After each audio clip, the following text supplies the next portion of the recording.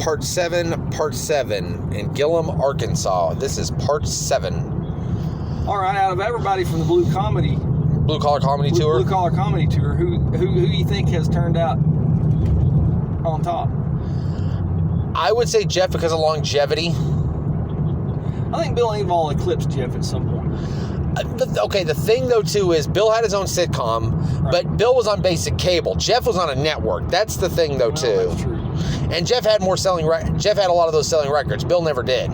But Bill keeps popping up in other things, different series and movies. He's having more longevity than yeah. Jeff did. But Jeff also kind of took a step back though too. After the sitcoms got canceled, right. He just went back to Atlanta and just kind of wanted to go back there and just kind of go back on the road again and be a comedian again. Sure. He's got his shtick, and then there's Larry the Cable Guy, which he's had a couple of movies. He had Health Inspector, I remember, was one. Yeah. What was the other one? He played the cop or something. Witless Protection. Witless Protection. That's it. That's right, because he was in it with Jenny McCarthy. Yeah. Witless Protection. Yeah, I just watched part of that here the other day. And he's funny. He plays his character well. Yeah. And Ron White would be so great as just a goofy, straight man around all the crazy. Have him walk around, glass in his hand, glass of scotch in his hand, cigar stuffed in his mouth, walking around having to deal with all kinds of goof. Yes. That would be funny. Yes. But I think Ron White only wants to work as hard as Ron White wants to. Yeah. So I don't think he's really interested in too much of an acting career because that's too much like Jeff. Work.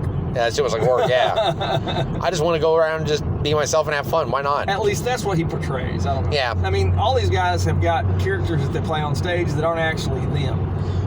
Yeah.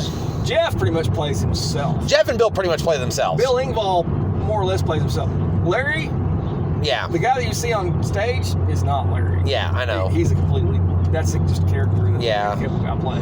If I ever did stand-up, I've done a little bit of stand-up before. I would kind of tell me about that. I would kind of play him kind of like as a straight man though too. Right.